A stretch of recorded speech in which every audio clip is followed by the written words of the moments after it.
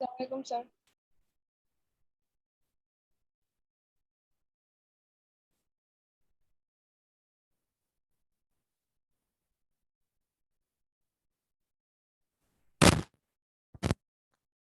Hello Assalamualaikum, sir. জান্নাত, আমার কথা শুনতে পাচ্ছো? জি স্যার, শুনতে পাচ্ছি। কেমন আছো? জি স্যার, আলহামদুলিল্লাহ ভালো। আপনি কেমন আছেন? এই তো আলহামদুলিল্লাহ।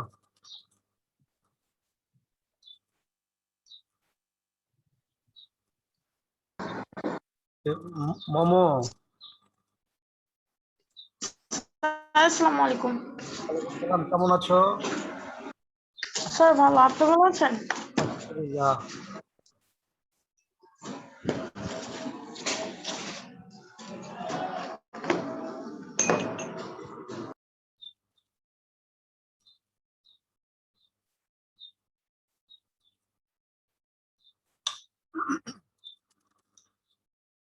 আচ্ছা,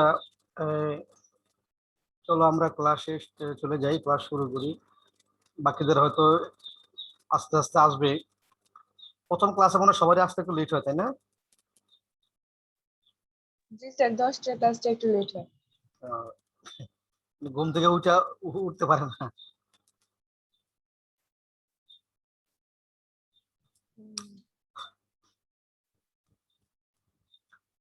ঠিক আছে, আসো আমরা কিছু পিছনের ক্লাস রিভিউ করি। তোমাদের কিছু প্রশ্নের উত্তর তোমাদের দিতে হবে। সেগুলো হলো, জান্নাত বলবা বিন কার্ডে কি উল্লেখ থাকে না? স্যার, পণ্যের মূল্য। পণ্যের মূল্য। Very good. মোমো বলো বিন কার্ড কে প্রস্তুত করে? স্যার, স্টোর কিপার অথবা গুদামজাতকরণ। গুদাম রক্ষক। হ্যাঁ, শব্দটা হচ্ছে গুদাম রক্ষক। ফাইন।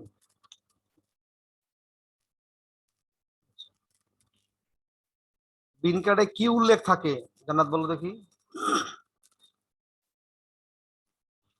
স্যার, বিন কার্ডে উল্লেখ থাকে যে পণ্যের ওজন, আকার, এগুলি। না, পণ্যের আগমন, নির্গমন আর উদ্বৃত্ত পরিমাণ।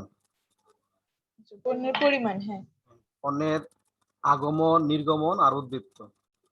আচ্ছা, বলো পণ্যের বাজার মূল্য যখন নিম্নমুখী হয়, নিম্নগামী হয়, তখন মজুত মূল্যায়ন কোন পদ্ধতি সবচেয়ে উত্তম?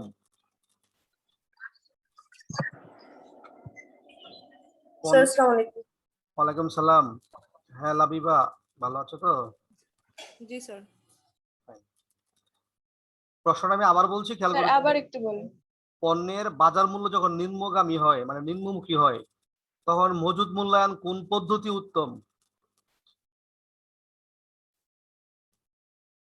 স্যার, ফিফো পদ্ধতি। সেটা তো বলবা কোনটা উত্তম, তুমি বলো।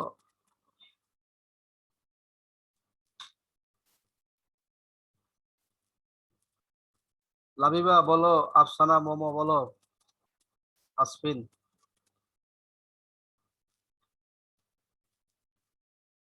আমার প্রশ্নকে বুঝতে পেরেছো তোমরা, না বুঝো নেই? আসসালামু আলাইকুম স্যার। ওয়ালাইকুম সালাম ফারজানা, ভালো আছো? জি স্যার, ভালো আছি। আপনি কেমন আছেন? আলহামদুলিল্লাহ। প্রশ্নটা আমি আবার বলি, খেয়াল করে শোনো। যে পণ্যের বাজার মূল্য যখন নিম্নমুখী, তখন মজুত মূল্যায়নের ক্ষেত্রে কোন পদ্ধতি উত্তম? স্যার, শেষেরটা আগে বিক্রি করা। এক্ষেত্রে আগে মানে লিফো। হ্যাঁ হ্যাঁ। স্যার, ফিফো হবে, ফিফো, লিফো না। আচ্ছা, এক্ষেত্রে ফিফু হবে না লিফু হবে, এটা মনে রাখা খুব কঠিন, কারণ দুইটাই তো কাছাকাছি বিষয়, ফিফু লিফু। তো তোমরা এটা কখনোই এই বিষয়টা মুখস্থ করবা না, জিনিসটা বুঝবা, মনে রাখবা। তুমি তো ওই কাজটি করার চেষ্টা করবা যে কাজটা করলে কারবারে লাভ হয়, তাই নয় কি? জি স্যার। এখন খেয়াল করো, তুমি দুইটা পদ্ধতি তোমার সামনে নিয়ে আসবা। আগে ফিফু আনো। ফিফু মানে কি, আগের মালটা আগে ছেড়ে দেব। ফিফু মানে আগের মালটা আগে ছেড়ে দেবো, তাই না? জি স্যার। আচ্ছা, তো পণ্যের বাজার মূল্য যদি নিম্নমুখী হয়, তাহলে প্রথম যে মালটা কিনেছি সে মালটা কি কম টাকায় কিনা না বেশি টাকায় কিনা? কম টাকায়। কম টাকায় কিনা। না স্যার, বেশি টাকায় না কম টাকায়, বেশি। আমি তো কোশ্চেন পাই না। আমি আবার বলি, পণ্যের বাজার মূল্য যদি নিম্নমুখী হয়, হ্যাঁ মানে বাজার মূল্য যদি কমতে থাকে, আগে যে মালটা কিনেছিলাম সে মালটা কি কম দামে কিনা না বেশি দামে কিনা? স্যার, বেশি দামে কিনা। বেশি দামে কিনা। কমতে হ্যাঁ, কমতেছে। যেহেতু কমে যাচ্ছে, দিনে দিনে কমে যাচ্ছে, তাহলে জি বেশি স্যার। বেশি দামে কিনা। তাহলে বেশি দামে কিনা মালটা যদি, আগের মালটা যদি আমি আগে না ছেড়ে রেখে দেই, আর কম টাকায় কিনা পরের মালটা যদি বিক্রি করে দেই, তাহলে বেশি দামে কিনা মালটা আমার কাছে থেকে গেলে আমার কি লাভ হওয়ার সম্ভাবনা বেশি না লোকসান হওয়ার সম্ভাবনা বেশি? লোকসান। তাহলে আমি কোন কাজটা করবো, আগেরটা ছাড়বো না পরেরটা ছাড়বো? আগেরটা ছাড়বো। আগেরটা ছাড়বো। বিষয়টা ক্লিয়ার কিনা, বুঝছো কিনা? জি স্যার, আমি বুঝছি। বাকিরা, লাবিবা, জান্নাত, আফসিন, জি স্যার। বিষয়টা বুঝছো? জি স্যার, বুঝছি। তার মানে বাজার মূল্য যদি নিম্নমুখী হয়, কমতে থাকে, তাহলে আগের মালটা আগে ছেড়ে দিতে হবে, মানে ফিফু পদ্ধতি অনুসরণ করতে হবে, না হলে আগের মালটা থেকে গেলে কোম্পানির লোকসান হওয়ার সম্ভাবনা বেশি থাকে,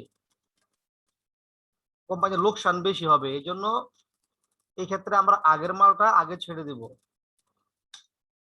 বুঝতে পেরেছো? জি sir. Very good.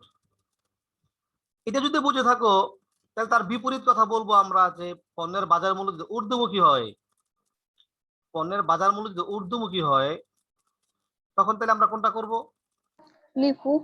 LIFO LIFO LIFO LIFO করবো। হ্যাঁ, লিফো পদ্ধতি অনুসরণ করব, অর্থাৎ শেষের মালটা আগে ছেড়ে দেব, লাস্ট ইন ফার্স্ট আউট অনুসরণ করব। Very good. আরেকটা বলেছিলাম স্যার, আমার আছে না ইংরেজি নামগুলো মনে থাকে, স্যার বাংলা মনে থেকে যদি করি তাহলে হবে না? অবশ্যই হবে, কেন হবে না? আগের মানে ফার্স্ট, তুমি এটা এমনি বানাইবা।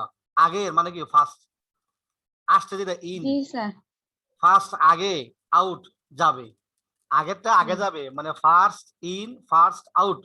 এটাকে সংক্ষেপে বলা হয়েছে ফার্স্টের এফ, ইনের আই, আবার ফার্স্টের এফ, আউটের ও, এটা বলা হয়েছে ফি ফু। জি স্যার। ঠিক আছে? হুম। তেমনি ওই লাস্ট জি ইন, স্যার। লাস্টের এল, ইনের আই, এফ এর ফার্স্ট এফ, আউটের ও, লিফো। এটি বড় সংক্ষেপে বানানো হয়েছে লিফো, মানে ওই ও সহজ আচ্ছা, সংক্ষিপ্ত রূপ। সংক্ষিপ্ত রূপ ফিফু লিফু। এটা হলো ওই অ্যাব্রিভিয়েশন গুলাকে প্রত্যেকটার প্রথম লেটারটা দিয়ে, ক্যাপিটাল লেটারটা দিয়ে এটা নাম দেওয়া হয়েছে ফিফু, আর একটা বলা হয়েছে লিফু। বুঝতে পেরেছো? তাহলে দুইটাই তোমরা কনফার্ম হয়ে গেলা যে নিম্নমুখী হইলে ফিফু আর ঊর্ধ্বমুখী হইলে লিফু। আরটা বলেছি, বাজার মূল্য যখন অস্থিতিশীল হয়, হঠাৎ বেড়ে যায় হঠাৎ কমে যায়, তখন আমরা করব কি, ভারযুক্ত গড়। সরল। ও ভারযুক্ত ভারযুক্ত। গড়, তখন কি করবো, ভারযুক্ত গড়। ভারযুক্ত। আর বাজার মূল্য যদি পণ্যের মূল্য সমন্বয় করা লাগে, কম বেশি উঠানামা করে, সেই উঠানামার পণ্যের সমন্বয় করার জন্য করবো সরল গড়। এটা অস্থিতিশীল না, বাট বাজার মূল্য উঠানামা করলে পরে, আর পণ্য যদি এরকম হয় যে পণ্যগুলাকে সিলেবল করা বা আলাদা করা একটু সময় জটিল হয়, তো সেই সব পণ্যের ক্ষেত্রে আমরা এই ভারযুক্ত গড়টা অনুসরণ, সরল গড়টা অনুসরণ করব। স্যার, ভারযুক্ত গড়টা কিভাবে করবো আরেকবার একটু বলুন। ভারযুক্ত গড় হচ্ছে পণ্যের বাজার মূল্য যদি অস্থিতিশীল হয়, যে খুব বেশি বেড়ে যায় আবার হঠাৎ করে খুব বেশি কমে যায়, হ্যাঁ, আচ্ছা স্যার, ওইসব পণ্যের ক্ষেত্রে, অস্থিতিশীল বাজারের ক্ষেত্রে আমরা ভারযুক্ত গড়টা অনুসরণ করব। ঠিক আছে? জি স্যার। আর সরল গড়টা ঠিক থাকলে? সরল গড়টা হচ্ছে যদি বাজার এমন বিষয় যে কোনোটা উঠানামা করে কম অল্প বাজার মূল্যটা, কিন্তু বাজার মূল্য পরিবর্তন হয়, রেটগুলো ঠিক থাকে না, এটা একটা বিষয়। আরেকটা বিষয় হচ্ছে যে কিছু কিছু পণ্য আছে যে পণ্যগুলাকে তোমার আলাদা করে পণ্যের যে পরিমাণ, পণ্যের কোয়ান্টিটি, এটাকে আলাদা করে বিক্রি করা যায় না। যেমন আমি তোমাদেরকে যদি বলেছিলাম যে ধরো বালুর যারা তোমরা তো জানো, যারা বালির ব্যবসা করে, বালি, জি স্যার। বালি তো শুধু এক জায়গায় আইনা জমাতে থাকে, ওইখান থেকে পরে গাড়ি জি দিয়ে স্যার। বিক্রি করে। এখানে যদি বলে আগের বালিটা আগে বেচো, পরের বালিটা পরে বেচো, সম্ভব হবে না। হবে না, হবে না স্যার। হবে না। তো এই ক্ষেত্রে কি করা হয়? স্যার আমার একটা কোশ্চেন আছে স্যার, লিপু আর পিপু আর ওই যে ভার গড় ওইগুলোর মধ্যে তো ঝামেলা লাগে, কারণ ভারযুক্ত গড় ওটা তো যে কোনো সময় বাড়তে পারে আবার কমতে পারে। ভারযুক্ত করতে আমরা ওই পণ্যের বেলায় করব যে পণ্যগুলো বাজারটা বেশি অস্থিতিশীল হয়ে যায়, বাজারটা যে পণ্যের বেলায় বেশি উঠানামা করে, সেই পণ্যের বেলা আমরা ভারযুক্ত করটা অনুসরণ করব। হ্যাঁ, স্যার বলো। স্যার পণ্যর ক্ষেত্রে তো ওই যে ফিফো মেথড ইউজ করা হয়, কারণ স্যার পণ্য এটা নিম্নমুখী হলে আমরা ফিফ ইউজ করি কারণ মেয়াদ উত্তীর্ণ হয়ে যাবে দেখে। না কারণ না, স্যার প্রত্যেক মেয়াদ তো একটা মেয়াদ থাকে। মেয়াদ উত্তীর্ণ হবে, এটা তো একটা বিষয় আছে। এটা তো তোমাদের আমি সেদিন বলেছিলাম, যদি এরকম মাল হয় যে পচনশীল মাল, যে মালটা থাকলে পচে যাবে, নষ্ট হয়ে যাবে, তো এই মাল তো জি তাড়াতাড়ি স্যার। আগে আগে বেচতে হবে, ওই ক্ষেত্রে অবশ্যই ফিফো অনুসরণ করতে হবে। তো স্যার এটাই তো, এটার জন্যই কি আমরা ফিফো ইউজ করব? এটাও একটা কারণ, এটাও একটা কারণ। আবার দাম যদি কমতে থাকে, ওইটাও একটা কারণ। হ্যাঁ, মানে এই সমস্ত কারণগুলোর কারণেই আমরা কোন রেট, কোন দরটা অনুসরণ করব, কোন পদ্ধতি অনুসরণ করব, তা আমরা সিদ্ধান্ত নেব। হ্যাঁ, যে পণ্যগুলো যদি এরকম হয় পচনশীল পণ্য, আবার পণ্যের বাজার মূল্য দেখা যায় একটু নিম্নগামী, তখন আমরা কি করব? ফিফোর অনুসরণ করব। আর যদি জি স্যার। পণ্যের বাজার মূল্য ঊর্ধ্বমুখী হয়, তখন আমরা চিন্তা করব কি, যে আগের মালটা কম টাকায় কিনা সেটা রেখে দেই, এটা রেখে দিলে আমার লাভ বেশি হবে, আর পণ্য যদি নষ্ট হবে না, যেহেতু নষ্ট হওয়ার মতো পণ্য নয়, সুতরাং এটা আমরা রেখে দিলে পরে বেচতে আমাদের ভালো হয়। ঠিক আছে? স্যার বুঝেছি। আচ্ছা, তো মূলত এই ছিল আমাদের, আমি আজকে তোমাদের সাথে যে বিষয়গুলো আলোচনা করেছি এবং আগের দিন আলোচনা করেছি, এই সবগুলো ওই অবজেক্টিভের প্রশ্ন এই অধ্যায় থেকে। এগুলো এমসিকিউতে আসবে, এমসিকিউতে আরো 2-3টা প্রশ্ন এই অধ্যায় থেকে বারবার এসে থাকে, সেটা অঙ্ক করার পরেও তোমাদের বুঝতে পারবো, সেটা সামনে বলবো। আজকে তোমাদের সাথে একটা উদ্দীপক নিয়ে আমি কথা বলবো। দেখো, এগুলো তোমরা আগে দেখেছো, বিন কার্ড, মজুদ পণ্যের পদ্ধতিগুলো বলেছি। দেখো, আমি একটা উদ্দীপক এখানে লিখেছি। আবিদা গার্মেন্টস লিমিটেডের গুদামের তথ্যাবলী নিম্নে উপস্থাপন করা হলো। মানে গুদামের স্টোরের তথ্য এখানে দেওয়া আছে, স্টোর, গুদাম। তো সে গুদামে 2021 সালের মার্চ মাসে 1 তারিখে তার গুদামে 500 একক পণ্য আছে, আর প্রতি একক পণ্যের দাম হচ্ছে 200 টাকা ধরে। এক একক মালের দাম কত? 200 টাকা। 200 টাকা। 200 টাকা। মোট পণ্য আছে কত? 500 একক। 500। তোমরা ইস্যুর বিভাগটা খেয়াল করবা, ব্যবসায় 2 রকমের হয়। একটা হচ্ছে পণ্য ক্রয় করে তারপরে এই পণ্য বিক্রি করা হয়, ওদেরকে আমরা বলেছিলাম যে ওরা বাণিজ্যিক প্রতিষ্ঠান, মানে ক্রয় বিক্রয়কারী প্রতিষ্ঠান। আবার কতগুলো আছে উৎপাদনকারী প্রতিষ্ঠান, যারা প্রথমে কাঁচামাল কিনে, সে কাঁচামাল কারখানায় নেওয়ার পরে ওই কাঁচামাল দিয়ে তারা পণ্য তৈরি করে। যেমন ওদেরকে বলা উৎপাদনকারী প্রতিষ্ঠান, ম্যানুফ্যাকচারার্স কনসার্ন, মানে ম্যানুফ্যাকচারিং কনসার্ন। ঠিক আছে? তো জি স্যার। যেখানে উৎপাদন করা হয়, তারা প্রথমে কাঁচামালগুলা কিনে তাদের স্টোরে, মানে গুদামে ঢুকায়। গুদাম থেকে ধাপে ধাপে এই কাঁচামালগুলো কারখানায় পাঠায়, ফ্যাক্টরিতে পাঠায়। ফ্যাক্টরিতে পাঠাইলে ওইখানে গিয়ে তারা এই কাঁচামাল দিয়ে পণ্য তৈরি করে তারপরে সেগুলো বিক্রি করে।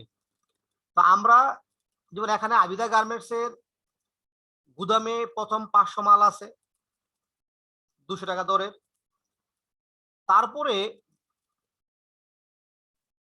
তারপরে সেই মালগুলো সে একটা একটা করে কোথায় পাঠাবে? কারখানায় পাঠাবে পণ্য উৎপাদনের জন্য। 5 তারিখে দেখো প্রাপ্তি, এখানে প্রাপ্তি বলতে বোঝানো হয় নতুন করে কেনা হয়েছে, ক্রয় করা হয়েছে 400 একক। আসসালামু আলাইকুম স্যার। ওয়ালাইকুম সালাম লাইবা। কমে গেছে দাম 180 টাকা করে। হ্যাঁ, কমে গেছে, দাম কমে গেছে। হ্যাঁ, তো 5 তারিখে 400 একক পণ্য ক্রয় করেছি 180 টাকা দরে। ঠিক আছে, তাহলে এখানে আগের মাল কোনটা বলো তো? প্রারম্ভিক স্যার মজুরি 200 টাকা। 500। 200 টাকা রেটেরটা আগের মাল। 180 টাকা রেট, এটা হচ্ছে পরের মাল, পরের মাল। এটা একটু খেয়াল রেখো। আমরা যখন ইস্যু করব মানে দিয়ে দিব মানে বিক্রি করব, তখন ফিফু হইলে আগেরটা আগে দিব আর লিফ হইলে পরেরটা আগে দিব। কেমন? যেমন জি এখানে স্যার। যেমন এখানে বলা আছে 12 তারিখে কারখানায় ইস্যু করেছি 400 একক, কারখানায় ইস্যু করেছি 400 একক। এই 400 একক যদি আমি এখন যদি ফিফু পদ্ধতি অনুসরণ করি, তাহলে কোন মাল থেকে দিব? 500 থেকে দিব না 400 থেকে দিব? 500 থেকে স্যার। 500 স্যার থেকে। আগের মাল থেকে। হ্যাঁ বলো ফারজানা বলো। স্যার আগের মাল থেকে 400 থেকে স্যার 500 থেকে দিব না? হ্যাঁ অবশ্যই 500 না থেকে স্যার, দেব। হ্যাঁ 500 থেকে 500 দেব। টাকা আগের মালটা দিব, কারণ ওই দামটা বেশি। হ্যাঁ কারণ স্যার না আগে মাল না, এটা না, বেশি। এখানে এখানে এখানে একটা জিনিস তোমাদের আমি আর একটু কনসেপ্ট ক্লিয়ার করে দিচ্ছি। দাম বেশি না কম ওইটা ফ্যাক্টর নয়। আমাদের পদ্ধতি যদি বলে ফিফু, আগের মাল আগে যাবে, এটা খেয়াল রাখবা যে পদ্ধতি কি এখানে আমাদের অঙ্কের মধ্যে কি পদ্ধতি বলে দিয়েছে সেটা খেয়াল রাখবা। তো পদ্ধতি যদি বলে ফিফু, তাহলে আমরা আগের মালটা আগে দেব, দাম কম হোক আর বেশি হোক সেটা বিষয় নয়। বিষয় হচ্ছে ফিফু হইলে আগের মালটা মানে 500 মালটা আগে দিব আর লিফ হইলে পরের মালটা আগে দিব। আমার কথা বুঝছো না বুঝো নাই? স্যার আমার একটা কোশ্চেন আছে। বলো। স্যার আমরা টাকাটা দেখি ঠিক করব কোনটা লিপু হবে আর কোনটা ফিপু হবে। না না তো টাকাটা না আমরা স্যার এটা ঠিক কি করবো না, কোশ্চেনে উল্লেখ এটা করা থাকবে? কোশ্চেনে আমার এই উল্লেখ করা প্রশ্নটা থাকবে, ছিল। এটা কোশ্চেনে উল্লেখ করা থাকবে। ও আচ্ছা লিপু স্যার। আর ফিপু উল্লেখ করা থাকবে। উল্লেখ করা থাকবে, হ্যাঁ হ্যাঁ। এটা ওকে স্যার। প্রশ্নে বলে দিবে তুমি তোমাকে ফিফু করতে হবে না লিফু করতে হবে, প্রশ্নে বলে দিবে। তারপর স্যার সরল গড়, তারপরে ভারযুক্ত গড়, এটা উল্লেখ থাকবে। সবকিছু বলে দিবে, কোন পদ্ধতি অঙ্ক করবা তোমাকে বলে দিবে অঙ্কের মধ্যে। আচ্ছা স্যার। কেমন? এই জন্য দাম দেখে তোমাকে ঠিক করতে হবে না আমি ফিফু করবো না লিফু করবো। তোমাকে বলে দিবে অঙ্কে যে তুমি ফিফু পদ্ধতিতে একটা মজুদ মূল্যায়ন করো বা লিফু পদ্ধতিতে তুমি এটার মূল্যায়ন করো, অথবা বারযুক্ত গড় করো, অথবা সরল গড় করো, তোমাকে বলে দিবে প্রশ্নে। ওই বলার উপর ভিত্তি করেই তোমাকে কাজ করতে হবে। ঠিক আছে, আমার কথা বুঝতে ওকে পেরেছো? স্যার। আচ্ছা, তাহলে আমি আমি বলছি যে ধরে নাও এটা ফিফু। তো ফিফু হইলে 12 তারিখে 400 একক আমরা ইস্যু করবো কোত্থেকে? 500 মাল থেকে। জি স্যার। তাহলে 500 মাল জি থেকে স্যার। 500 মাল থেকে যদি 400 মাল চলে যায়, আরো থাকবে না ওইখানে 100 মাল। মাল। হ্যাঁ জি স্যার। স্যার। আচ্ছা, আবার 15 তারিখে কারখানা ইস্যু করলাম 300। তাহলে আগে 100 যে আছে ওই 100 আগে দিব, দিয়ে আর 400 400 থেকে 200 দিব। 400 থেকে কত দেব? ওটা 200। 200 দেব। ফাইন। স্যার এটা আমি বুঝি নাই। আচ্ছা আমি আবার বলি, খেয়াল করো, আমি অঙ্কটা সামনে করে দেখাবো, জাস্ট আগে বোঝানোর জন্য বলে যাচ্ছি। 12 তারিখে আমরা 400 মাল ইস্যু করেছি, মানে দিয়ে দিয়েছি 200 টাকা জি দামের স্যার। মাল থেকে 500 মাল থেকে। তো 400 মাল দেওয়ার পরে ওইখানে কত মাল রয়েছে? আরো 100। 100। 15 তারিখে যখন 300 মাল ইস্যু করব, তখন আগের 100 আগে দিব। স্যার তাহলে যেসব 300 টাকা ইস্যু করবো সে সময় আরো 200 মাল থাকবে না 500 থেকে? 500 থেকে তো 400 আগে দিয়ে ফেলেছো, ওইখানে আর ও কত আচ্ছা কত স্যার। রয়েছে? 100। তো এখন 300 দেওয়ার 100? সময় আগের ওই 100 দিবা।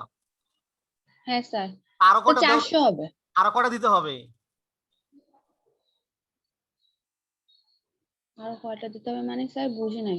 তুমি তো এখন 300 মাল দিবা, 300 মাল দিবা না? হ্যাঁ তো হ্যাঁ তোমার স্যার। কাছে এখান থেকে মাল আছে 100। 100। 500 থেকে কয়টা মাল আছে? 400। না 500 তো 400 আগে দিয়ে ফেলছো না, এখান থেকে 400। স্যার 100 মাল আছে, 100 তো মাল আছে। 100 মালের সাথে 300 যোগ করলে না 400 না হয়। 300 যোগ করবা কেন তুমি? তুমি তোমাকে বলি, মনে করো তুমি লাইবাকে 300 মাল দিবা, জি 500 মাল স্যার। দিবা। 300। তোমার আগে হাতে আছে এখানে কয়শো আছে? 500 মধ্যে 100।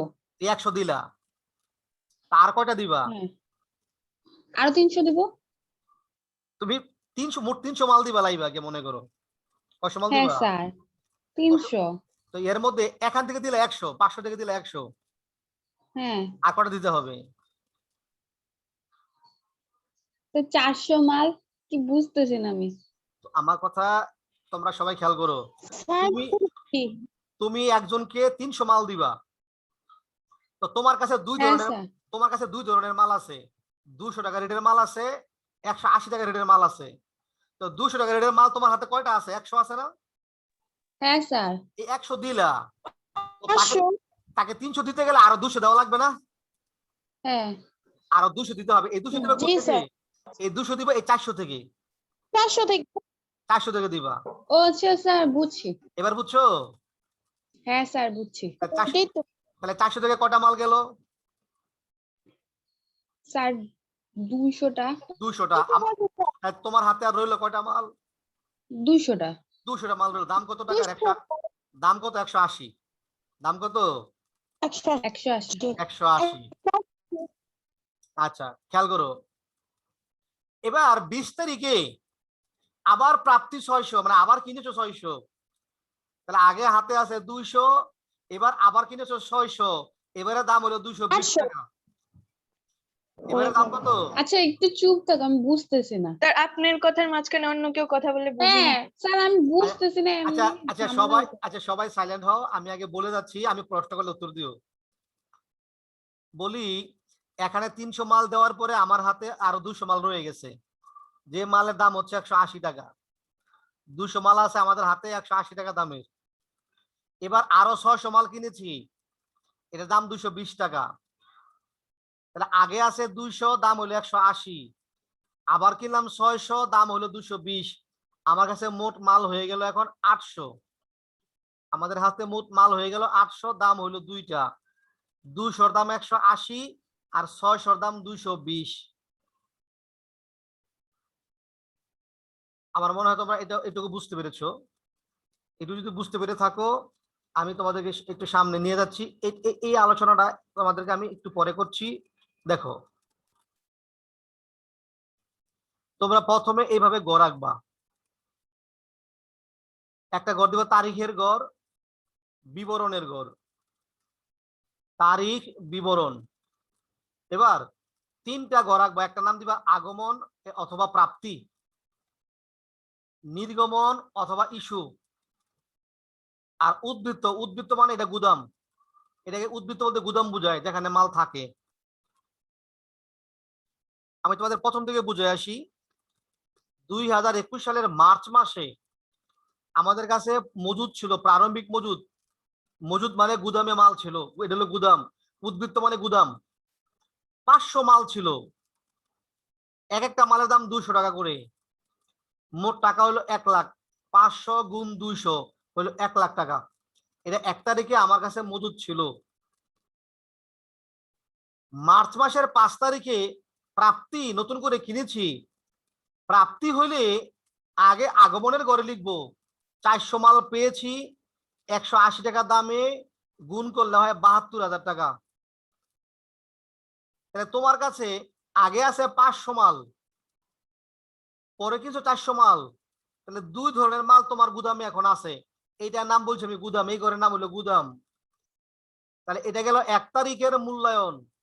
আর 5 তারিখে আইসা তোমার কাছে আগে আছে 500 200 টাকা দামের মাল, পরে কিনলা 400 180 টাকা দামের মাল। এই দুইটা মাল আলাদা করে লিখবো, একসাথে মিলাই লিখবো না। কেন মিলাই লিখবো না? কারণ দুইটা মালের দাম একরকম নয়, দুইটা মালের দাম হচ্ছে আলাদা। একটা দাম 200, একটা দাম 180। তাহলে গুদামে দুইটা মাল আমরা আলাদা আলাদা লিখলাম। আলাদা কেন লিখছি? যাতে বুঝতে পারি কোনটা আগের কোনটা পরের। এটা বুঝার জন্য আগেরটা আগে লিখেছি, পরেরটা পরে লিখেছি। 5 তারিখের লেখাটা যদি তোমরা না বুঝো তাহলে আমার প্রশ্ন করতে পারো, বলো বুঝছো কিনা। জি স্যার।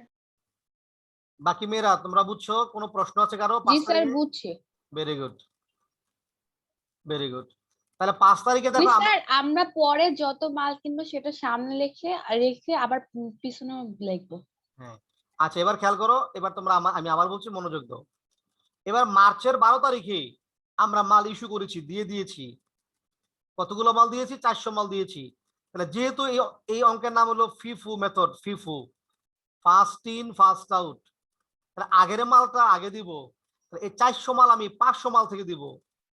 এই 500 মাল থেকে দিলাম 400 মাল, দাম হলো 200 করে 80,000 টাকা। তাহলে এবার এই 500 মাল থেকে 400 মাল চলে গেল, রইলো 100 মাল। 500 মাল থেকে রইলো 100 মাল। আর এই 400 মাল পুরোটাই রয়ে গেল। 500 থেকে রইলো 100, আর 400 মাল রয়ে গেল পুরোটাই 180 টাকা দামের গুদামের মধ্যে। তারিখ 15 আবার ইস্যু করলাম 300। 300 ইস্যু করার সময় আগে এই 100 আগে দিব, এই 100 আগে দিব, দিলাম এই 100 আগে দিয়ে দিলাম, আর লাগে 200। এবার 400 থেকে দিব 200, এই 400 দিলাম 200। এই 100 মাল পুরোপুরি শেষ হয়ে গেল। 400 মাল থেকে 200 মাল গেল, আর 200 মাল রয়ে গেল। এই 200 মাল আমার কাছে রয়ে গেল। বলো 15 তারিখের প্রশ্নটা বুঝছো না বুঝো নাই? জি স্যার বুঝছি। Very good. বাকিরা যদি কেউ না বুঝো আমাকে আওয়াজ দিও, স্যার আমি বুঝতে পারিনি। না বুঝলে অবশ্যই বলবা। স্যার একটা কোশ্চেন করি। হ্যাঁ অবশ্যই কোশ্চেন করবা। স্যার 100 ভাগ যেটা চলে যাবে সেটা আর ওই পাশে লিখতে হবে না উদ্বৃত্তে। এটা তো চলেই গেছে, এটা আমার কাছে নাই। উদ্বৃত্ত মানে কি, যেটা Okay, আমার কাছে sir. আছে। উদ্বৃত্ত বলতে বোঝায় যেটা আমার কাছে কি আছে। তো যেহেতু Okay, 100 মাল sir. পুরোপুরি চলেই গেছে, এটা তো আমার কাছে নাই, সুতরাং উদ্বৃত্তের মধ্যে এটা আমি আর লিখবো না। Okay sir. Okay fine.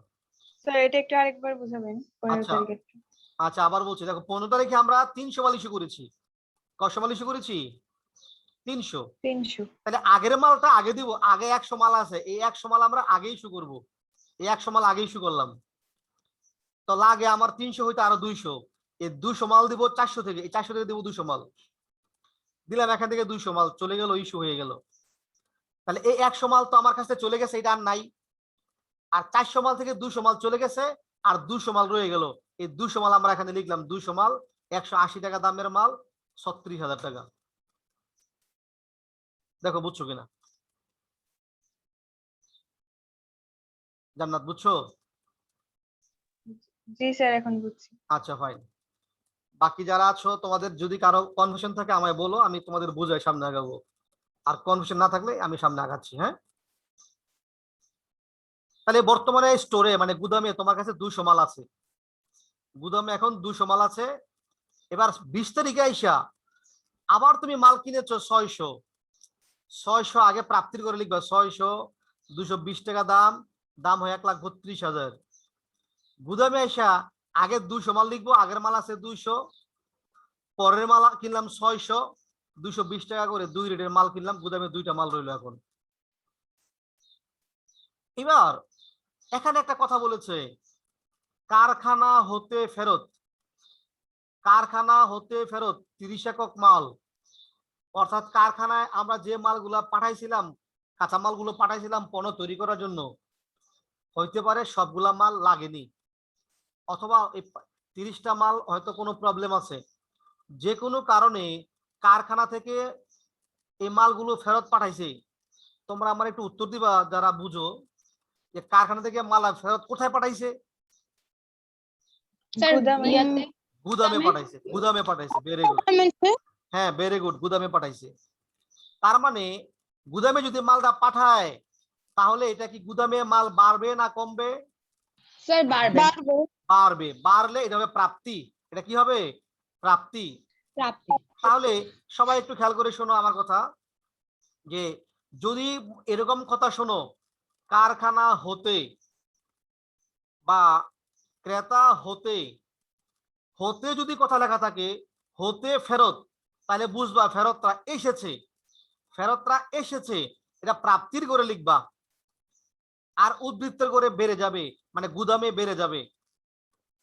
আর যদি বলে বিক্রেতাকে ফেরত, বিক্রেতাকে ফেরত, সরবরাহকারী কে ফেরত, যদি কে বলে সরবরাহকারী কে, বিক্রেতা কে, তাহলে বলো তো ফেরতটা কি আসছে না গেছে? গেছে। গেছে, চলে গেছে। তাহলে ফেরত যদি চলে যায়, তাহলে গুদামে মাল কমবে না বাড়বে? কমবে। কমবে। তাহলে ফেরত যদি যায়, কে যদি বলে কে, ইমুক কে ফেরত, ইমুক কে ফেরত, তাহলে তোমরা লিখবা এটা ইস্যুর করে, এটা গুদামে মাল কমে যাবে।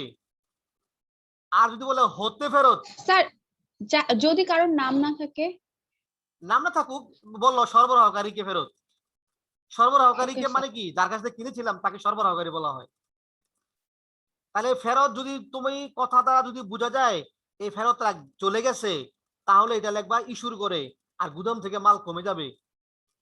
আর যদি বোঝা যায় যে ফেরতরা এসেছে কারখানা হতে ক্রেতা হতে, তাহলে ফেরতরা এসেছে, আমরা লিখবো এটা প্রাপ্তির করে। এটি আমি এখানে লিখেছি, দেখো লিখেছি ফেরত, এই ফেরতরা এসেছে তাই প্রাপ্তির করে লিখলাম। আর মনে রাখবা ফেরত সবসময় যদি কোনো তারিখ উল্লেখ না থাকে, তাহলে সর্বশেষ যেই মালটা ইস্যু করেছি সেই মালটা ফেরত আসবে। তাহলে সর্বশেষ ইস্যু করেছি এই 200 মাল, 180 টাকা দামের মাল ইস্যু করেছি সর্বশেষ। 200 মাল 180 টাকা করে ইস্যু করেছি, এখান থেকে 30টা মাল ফেরত এসেছে। তাহলে 30টা মাল 180 টাকা করে 20,000 টাকার মাল ফেরত এসেছে।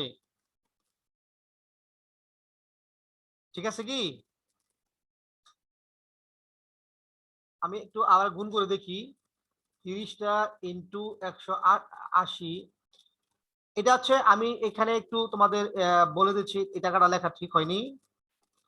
এইটা হবে, এই টাকাটা হবে 5,000, এটা হবে 5,400, এখানে হবে 5,400।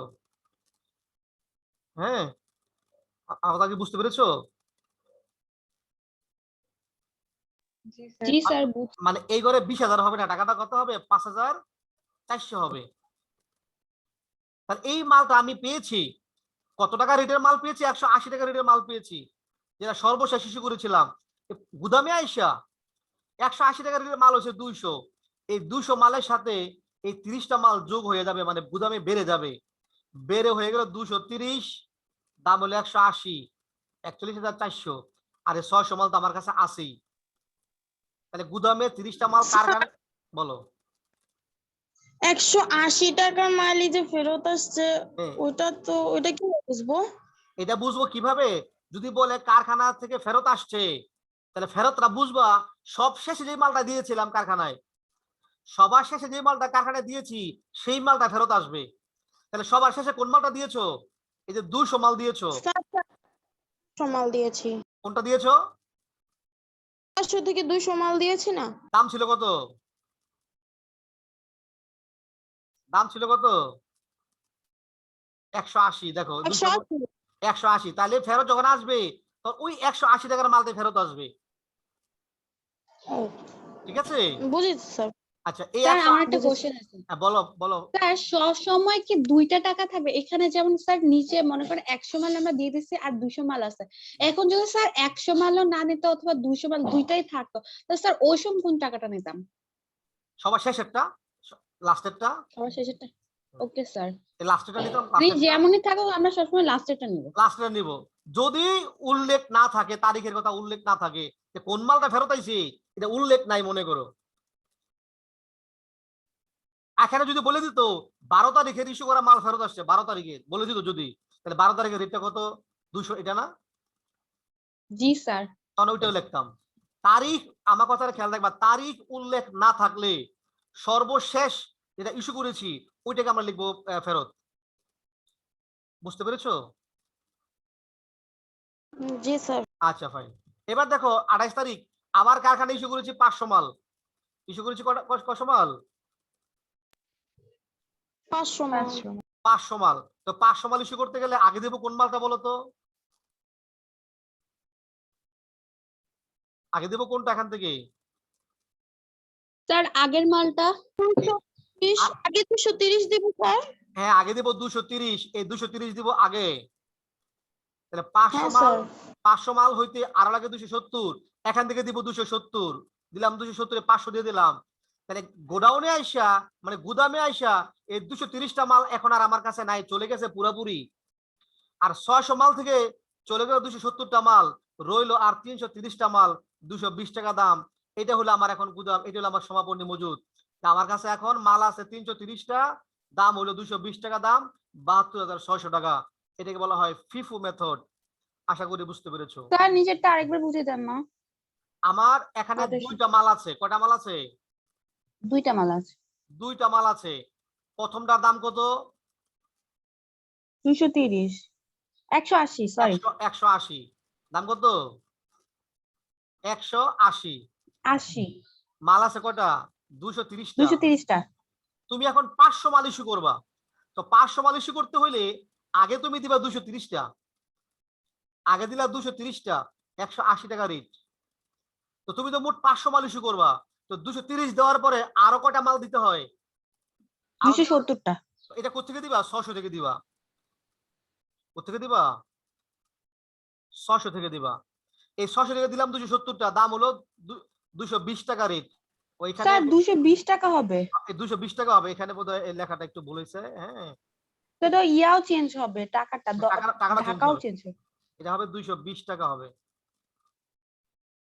270 ইন্টু 220 59,400 হবে। হ্যাঁ, এই টাকাটা হবে 59,400। জি স্যার, 59,400। এটা 59,400। ফাইন। তো 600 মাল থেকে ধরুন 270টা মাল চলে গেল, থাকলো আর 330টা মাল। এই 330টা মাল 220 টাকা করে, 330 ইন্টু 220 টাকা, ঠিক আছে? 72,600, ঠিক আছে। এটাকে বলা হয় ফিফু মেথড। বলো তোমরা বুঝছো না বুঝো নেই? স্যার বুঝেছি। স্যার আমার একটা প্রশ্ন আছে। বলো। স্যার 1 তারিখেও প্রাপ্তি, 5 তারিখেও প্রাপ্তি, যদি স্যার 12 তারিখেও প্রাপ্তি আসতো, মানে 12 তারিখে আবার পণ্য এনেছে, তাহলে কি উদ্বৃত্ত তো বেড়ে যেত, মানে হ্যাঁ, আবার নতুন কি করতাম? হ্যাঁ, প্রাপ্তি হইলে অবশ্যই উদ্বৃত্ত বেড়ে যেত। তখন 3টা মাল হইতো, 1টা 2টা 3টা হয়ে যেত। তখন 3টে হতো না? 3টা হতো উদ্বৃত্ত করে, 3টা হয়ে যেত। যত প্রাপ্তি হবে তত উদ্বৃত্ত করে বাড়বে। প্রাপ্তি হইলে উদ্বৃত্ত করে বাড়বে, আর ইস্যু হইলে উদ্বৃত্ত করে কমবে। ইস্যু মানে চলে যাওয়া, ইস্যু মানে হচ্ছে চলে যাওয়া। ঠিক আছে? স্যার উদ্বৃত্তর শেষের স্যার লাইনটা 300 আসলো কেমনে? এটা বুঝি নাই। কোনটা এটা? 330? হ্যাঁ 330। হ্যাঁ জি স্যার, এটা বুঝিনি। জি তোমার স্যার। মাল ছিল কয়টা তোমার কাছে? স্যার, মাল কয়টা? ছিল 270 আর না 230টা। না না না, তোর এখানে মাল ছিল তাহলে 600 ছিল না? 600 না? হ্যাঁ, ও আচ্ছা স্যার বুঝছি। 600। 600 থেকে 270 মাইনাস দিছে। 600 মাল থেকে চলে গেছে কয়টা? 270টা। জান্নাত, জি তোমার স্যার। এখানে মাল জি ছিল স্যার, কয়টা? 330 থাকে। 600 মাল ছিল। কেমন? এই 600 মাল থেকে 270টা মাল চলে গেছে। 270 গেল কেন? আমি এখানে বলা ছিল তোমাদের, এখানে দেখো কারখানা ইস্যু 500 মাল। কত মাল ইস্যু? 500। 500। তো 500-এর মধ্যে দিলাম প্রথম 230। এই যে 230 দিলাম, এখান থেকে 230। আমার 500 হইতে 230 দিলে পরে আরো লাগে 270। এই 270 দেবো কোথা থেকে? 600 থেকে দিলাম। 600 থেকে 270, তো 600 থেকে 270 মাল চলে গেলে থাকে আর 330, আর থাকে 330টা মাল থাকে। বলো বুঝছো না বুঝো নাই? জি জি স্যার স্যার, বুঝছি। এটা বুঝছি এখন। এই 330 দাম হলো 220, মোট 72,600। এই হলো অঙ্কটা, এখানে শেষ। এটা হলো ফিফু পদ্ধতি। পারবা করতে নিজেরা? জি স্যার। এই অঙ্কটাই হোমওয়ার্ক থাকলো তোমাদের জন্য, এইটি তোমরা নিজেরা খাতায় করবা, ফিফু করবা। জি স্যার। আর যদি পারো, সম্ভব হয়, তোমরা যদিও পারবা না, আমি আবার শিখাই দেবো। লিফু তোমাদের শিখাই নেই। লিফু মানে কি? শেষেরটা আগে যাবে। লিফু হলে শেষেরটা কি যাবে? আগে যাবে। যদি পারো করলা, নাহলে ফিফুরে তোমরা খাতায় করবা। Okay sir. ঠিক আছে? করে আমাকে দেখাইবা। বলো এবার কারো কোনো প্রশ্ন আছে কিনা? বলো কারো কোনো প্রশ্ন আছে এই ফিফু লিফুর ভিতরে মধ্যে? মেরা নো স্যার। কোনো প্রশ্ন নেই? সবাই বুঝতে পেরেছো ইনশাল্লাহ? তো ঠিক আছে, সবাই তাহলে হোমওয়ার্কটা করে আমাকে দেখাইও, আমি দেখে দেবো ইনশাল্লাহ। তো ঠিক আছে, সবাই ভালো থেকো। তোমাদের সবাইকে অসংখ্য ধন্যবাদ। স্যার আসসালামু ওয়ালাইকুম আলাইকুম। স্যার। ওয়ালাইকুম সালাম ওয়া রাহমাতুল্লাহ।